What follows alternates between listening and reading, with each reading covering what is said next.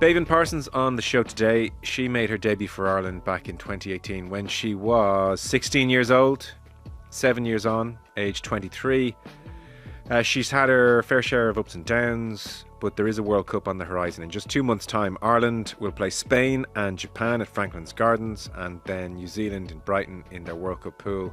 And I guess the sense is they're on the up and they're circling a World Cup quarter-final win. She plays sevens as well, as you know. She has speed, lots of speed. Last year, as Scott Beeman was improving things with the 15s, Beibhinn Parsons broke her leg not once but twice. First time playing in the Olympics in Paris, second time on her return in December, so horrendous.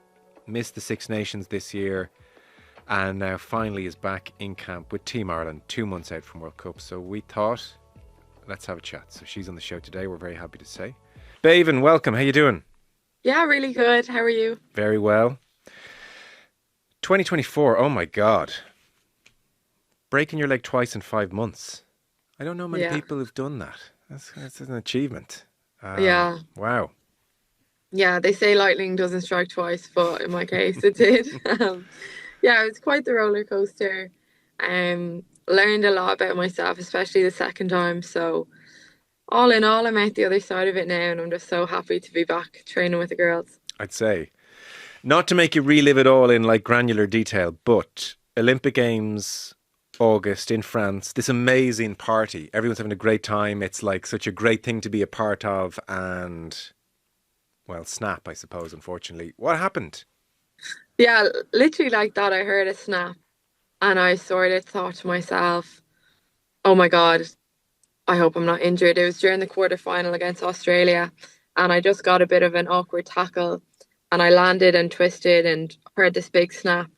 And I sort of, with adrenaline or delusion, I don't know, I got up and the physio came on, and I was like, no, I think I can play on.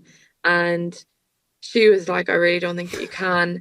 And she was like trying to carry me off the pitch. And I was sort of like, my parents are in the stands, like people at home are watching, like I'll walk myself off the pitch. So I thought maybe I'll, come around and play again tomorrow morning. So I didn't want to scare anyone. So I walked off the pitch, got back up, shook people's hands, did the long walk around the stadium, only to find out then later back in the village, I got it scanned and it was, a spiral breakup through the fibula. So definitely needed surgery.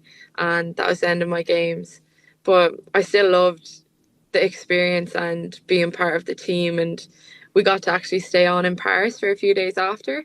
And people were like, oh, did it hold you back or stop you? But it was actually funny. Like the girls took turns and wheeling me around in a wheelchair, and people held my crutches and still made a really good time of it. So, yeah, the first time around was a bit of a breeze, to be honest, compared to the second time. Yeah.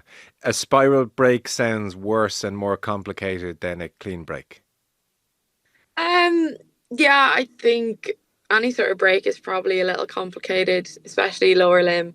But the doctor just said like it'll definitely need surgery, and I did a couple ligaments with it, so I just needed to go into Santry and get the job done. Okay. So recovery, that's August, happens, you do what you're meant to do, and then you're all the way down in Cape Town in December for the sevens. What happened this time? Yeah, Cape Town was crazy. Our team and a lot of teams got hit with like food problems, salmonella, people were hospitalized. It was pretty intense. So all the minutes managed and stuff, that type of thing, ended up, you know, we only had a handful of players to choose from because a lot of people were down with illness. And it was, I think, the second game of the tournament, and same thing again, a tackle, and I heard it. It didn't really snap this time. It sort of crunched because there's lots of like, metals, and there's already a plate and screws and all this stuff. And I just heard all of it sort of come apart. And I didn't let out a yell. I didn't scream, nothing. And I was just sort of sat there. It sort of looked like I was in the splits. And I put my hand behind my back to try feel where my foot is. And I like sort of came across it. And I was like, oh no, like it just didn't even feel part of my body Oh, nearly. God. And yeah, but I sort of kept composed, and it took a long time for the physio to realize that I was in a bit of bother. I was nearly like, come on, come on to the pitch. But yeah, there we got it scanned there in Cape Town in the stadium, and I think all the medics were so confused because there was so much metal and hardware in there, and I was sort of trying to explain to them that I'd just done this. But yeah, we got it scanned and it was actually dislocated as well. So got in the back of an ambulance into Cape Town, had a procedure done then and there, and then flew home and back into Sanctuary. Same physio, same surgeons in there, and they were like, "Oh, you're back again." So, yeah. Wow. I guess people have asked you, were you rushed back? Um, I suppose. Uh, don't really know what to say. I think, there's medics there and physios that are there for the well-being of you and for the well-being of the team, and they deemed that I was good to go. So you sort of have to have trust in them, and yeah. Yeah.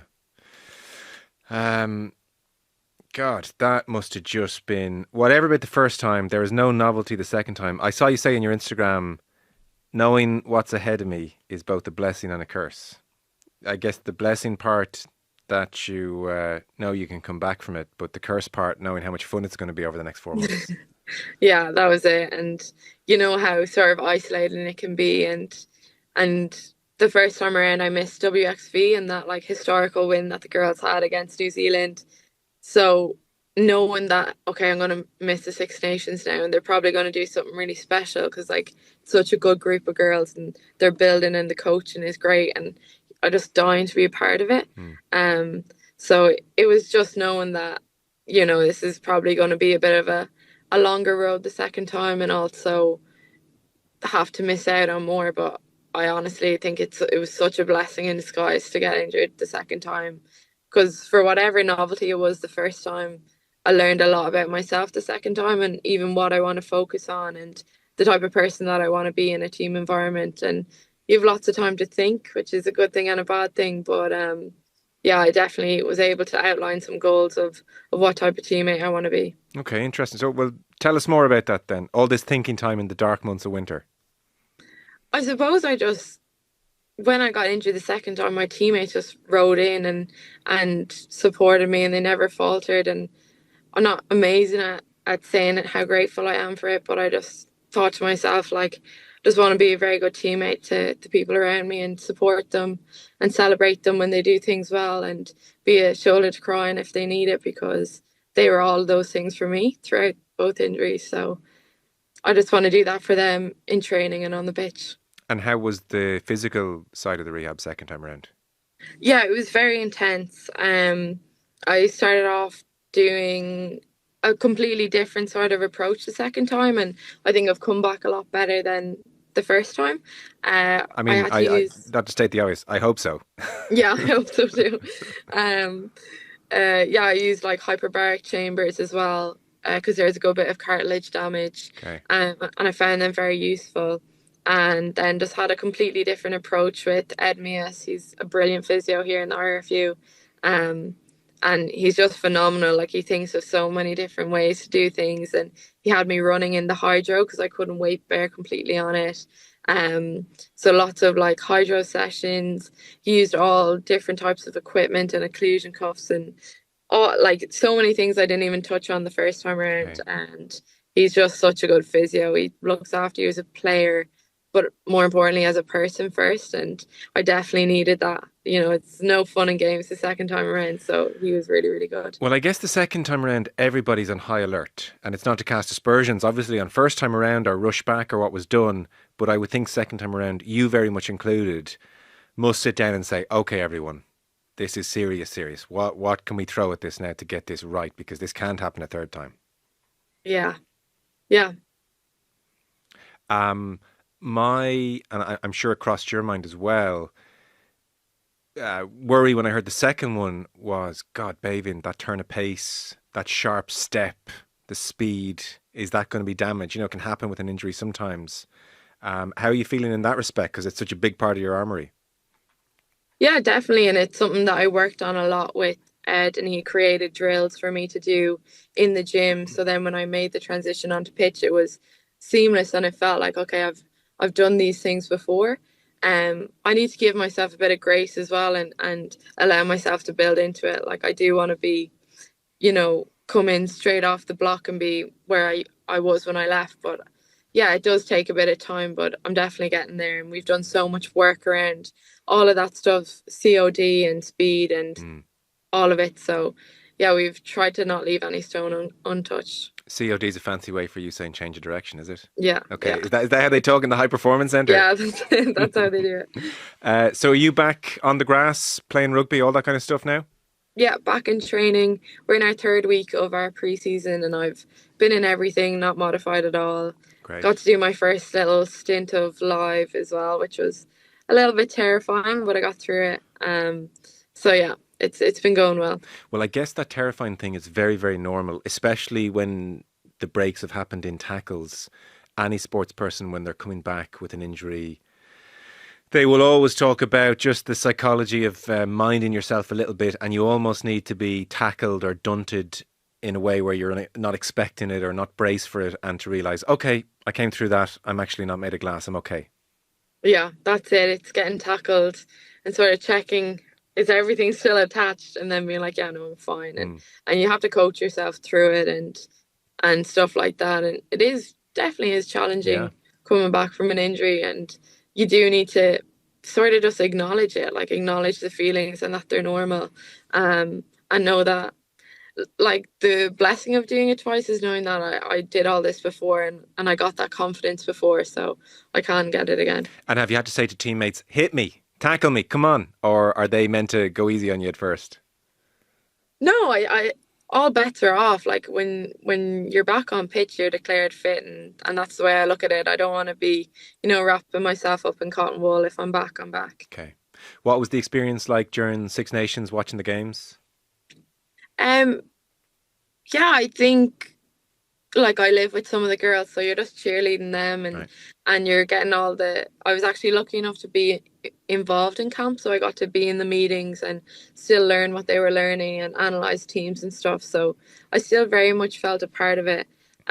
But just knowing that I wouldn't play, so it was good to just be a support for the girls, or a lot of them sort of could say anything to me because I wasn't actually in the playing group and stuff. So I just wanted to support them and cheerlead them, and I think they did really well. But they're probably going into a World Cup not complacent at all, especially with that last loss. Yeah. Um, but I think that might be a good thing in the long run. Yeah, it kind of the team are in such an interesting place in that respect. The last couple of years, very very tough, real low points.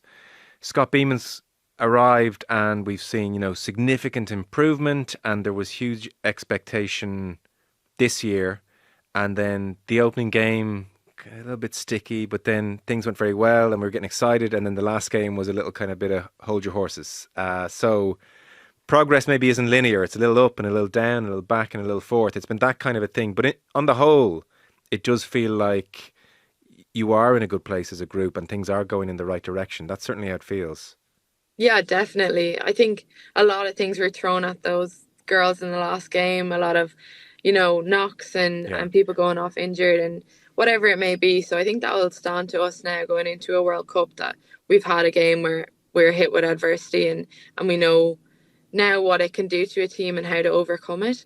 Um, but yeah, the group is building so well. The coaching staff is brilliant. Our layout of the week is excellent. Like we have two really tough sessions, and then on our lighter days we work on speed and evasion, and then on the other days we work on like specific positional skills, which is really good to do it with pressure off and to get loads and loads of reps and confidence. So I think the layout of our week is excellent, and we're really getting the most out of it. And there's a really nice vibe in camp. Like it's just very, people are bubbling with excitement and just want to learn more and take on more. Yeah. I guess a World Cup will do that, won't it?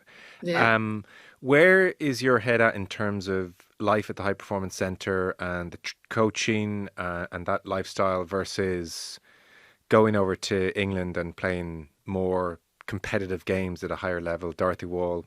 went recently-ish to Exeter, I'm sure you'd be welcomed with open arms over there. I don't know, does Scott Beibhinn encourage you all to go, or does he want you at home where he's a bit more control over your preparation? What's your head at in terms of your rugby future in that regard? I think you have to admire the players that go over. Like, it's a big ask. They travel back and forth in between camps, and they play week in, week out, and you can see by them that like the improvements can be massive. So I think it's something that you really have to admire and applaud those girls, because it's a big leap to do something like that. Um, for me, I've always been based in Ireland, and I do love it, and I think I get a lot out of the training here. Um, I suppose that's a question that you'd have to ask Scott, where's his head at and what he wants his players to do. Um, but yeah, I think you have to applaud those girls that choose to stay and some that choose to leave. It's personal preference. Yeah, and are you open to it if a call came, right club came, or fairly content and happy to stay put? I think I'd have to see how I feel at the time. Yeah. Yeah.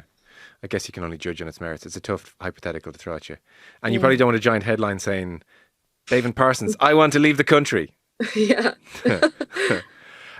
Something I want to ask you about with the team, and it maybe ties in with the amount of competitive games players are getting, is that I think back to the 24 Six Nations and even games like the defeat to Italy at the RDS. Hmm. I think you played in that game. And there were like basic errors that feel beneath the team. Drop balls, handling, like these kind of things that on an individual level you'd say, oh look, that can happen. But when it happens a lot across the game, it adds up and Italy win the game, and you know you're not going to improve as a team if that's happening. And then the first game of this year's Six Nations, which I know you weren't part of, but again there were loads of handling errors in that game. But then that improved dramatically for the rest of the championship.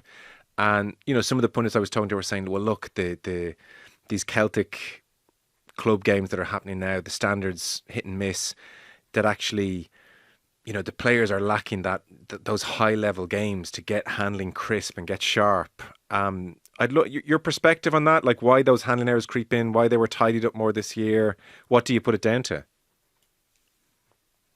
Yeah, I think it all comes back to training identity and how you train and in the week to week, how what's your standard, and I think week on week we're improving and the bar is raising, and we talked even today about like our backfield and what's our percentage errors and how we're going to reduce that as the weeks go on. So things are getting very honed in on, and we're putting a spotlight on certain areas. And I think when you measure things like that and you have stats to back it up, and you can see if certain drills are improving you, or how you can really trace things back to the root cause. So I think just with the more training and the more time we have together, those errors are going down and execution is going up. Yeah. How do you like the cadence of the World Cup? Japan first, Spain second, and then final group game against New Zealand. Do you like that route? Do you want New Zealand out the gap? What do you make of the draw? Each game is as important as the next. Like, we know we want to get to a quarter final and beyond. So, Japan and Spain will be looking at us as their must-win game, the same way we're looking at them like that. New Zealand, the girls put up such a good fight against them, got the victory. So we know anything can happen, and they're a brilliant team, but so are we, and we're still on the upward trajectory. So each game is as important as the next. It's literally just going to be first game to win. Yeah. Go on to the next, go on to the next, and yeah, I'll have them in any order. You've the first two at Franklin Gardens, which is like a great venue. Have you played there before? No, I don't think I have. Yeah, sorry, I haven't either. I'm assuming. I'm saying it's great. On TV, it looks great, kind of historic, traditional ground. And then down to Brighton for New Zealand.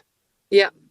I'm presuming big Irish contingent in the stands. Like, this is as close to a home World Cup as we're going to have for a while. Just so exciting. Really is. Are you like lots of friends, family, all going over? Yeah, they are. I think everyone's sort of crossing their fingers and their toes. Like, I know the vibe I'm getting from my family are they're all a little bit nervous. As in, But yeah, I don't you think dare get injured, kind of thing. yeah, I think so.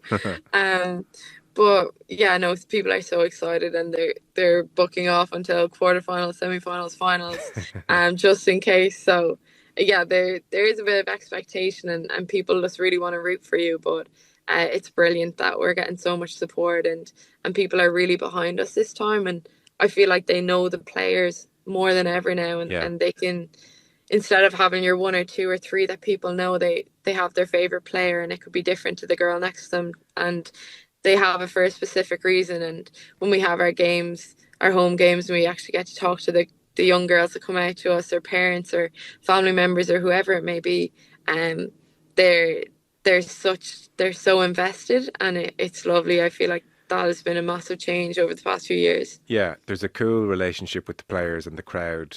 Um, it's the same actually, probably the soccer team, where it's just very relaxed by comparison with the men, and you're signing autographs, you're chatting. It's a real like uh,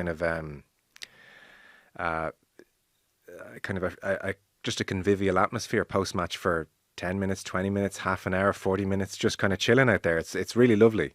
Yeah, I think those moments after games are sacred. Like when you can actually talk to the people that come out to watch and support you, and win, lose or draw, like they're always there and excited to see an Irish player. And I think to to give them your best in those few minutes that you get with them is really important. How are you around these games? By that I mean it's a World Cup. On the one hand, huge pressure comes around every 4 years.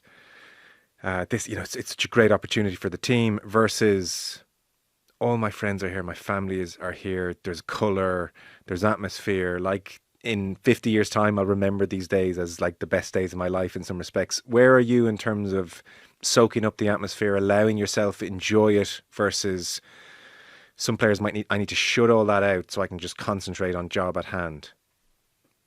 I think the Olympics was a brilliant, scenario for me to go through to see how I want to behave on these mega sporting events. And I think I went into the Olympics being like, I just want to really soak this in and get every inch of it, because as much as it's a proud moment for yourself, it's so incredibly special for your family as well. And I just remember being like, I want to absorb all this to be able to tell them about it, and to really be present. And I think major sporting events have the ability to really make or break you. And I think if you take it in for everything that it is, you can, you know, make that 50-50. Or like, I just think you get the bounce of a ball when you really embrace an occasion. And that's the way I want to go into the World Cup, is being present with my teammates, being as good of a teammate I can be to them, and just really enjoy the experience.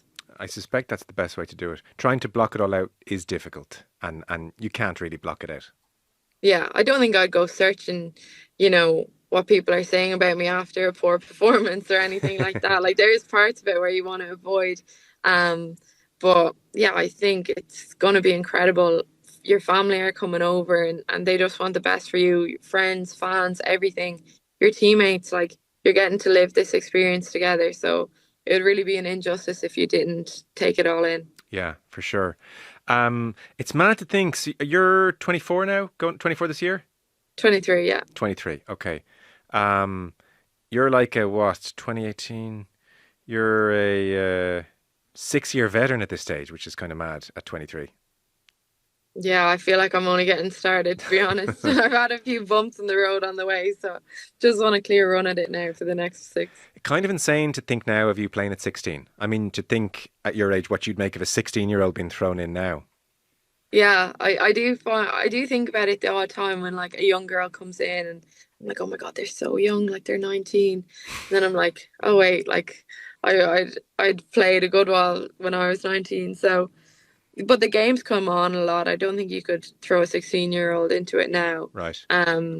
Yeah, I think a lot of things have changed. So it might sound crazy in this day and age, but I don't think it was too bad back then. Yeah, maybe that's a fair point. Like there is, it's rapid at the moment, isn't it? Mm. And I was talking to Emer Considine, and she said this on the TV as well, so I'm not breaking ranks, but she was around a little bit last year in camp. She was effusive and positive and thrilled with how things are being done now. Really rates the coaching staff, really loved the attitude of people higher up in the RFU, like there was a day of a photo shoot. They didn't just show up and get out of there. They stayed and talked to people and showed a real interest. And there was she's, I suspect it must cross her mind, God, I wish I'd had this for the bulk of my career. But she certainly felt things are really being done the right way now. Yeah, and I think the fact that I've been in it for a while, I can really see the growth, and it's just like a snowball. It's all going in the right direction. It really is, and like as it should be. Like the girls that train here day in day out, like they really do put their best foot forward, and they want to do nothing but be, a very good Irish international and do their country proud. So when given the resources, like we do improve, and I think everything's going in the right direction. The coaching staff is amazing. The girls themselves are putting everything into this World Cup. And yeah, I would have to second everything that Emer Constantine said. Any interesting guest coaches or guest speakers dropping in recent times that made an impression on you? Um, I Any recent speakers? We've had a few. I think who's impressing me a lot right now is Larissa Muldoon. She's sort of coming in and being like a skills coach for the backs. And I think we're seeing massive gains from having our sessions with her. She does a lot on aerial skills, kicking, catching. Um, so I am really, really impressed with her and the sessions that we do with her. Yeah. And have you plans to get like Bono over for the World Cup and stuff and play like all the lads do? Is any of that stuff being talked about? I don't know, maybe in the background. I'm not sure if Bono is coming over, but yeah, that would be unreal, but I'm not sure. Okay, we'll put a word in. Yeah, I do. What's as a final kind of broad topic, life away from rugby? So I guess you like most are you're not going to retire a billionaire from playing professional rugby, so you need to make plans for your career and think about all that kind of stuff. Are you studying? Are there academics at play, or do you kind of dip your toe in the corporate market at all, or what are your thoughts on that whole area? Yeah, I was doing my final year of college this year. It's Right. been a long time coming, but I'm finally finished. So it was great to be able to get that over the line because it does just give you peace of mind, especially when you're injured, that you still have something to fall back on and you've gotten a degree and you're sort of where you should be at your sort of age and stage. So Yes. Yeah. it just gives you a bit of peace of mind, and I'd always encourage girls coming in, even though it's a lot more professional now than when it was when I entered in, I would still encourage them all to try to go to college and get a degree or do a diploma, just have something for themselves. Because it is important, and it gives you a bit of confidence as well. What did you study? I did 2 years of biomedical science, and then the Seventh Circuit really picked up, so we did a lot of traveling. And I thought, okay, I can't really keep this up with all the labs and practicals.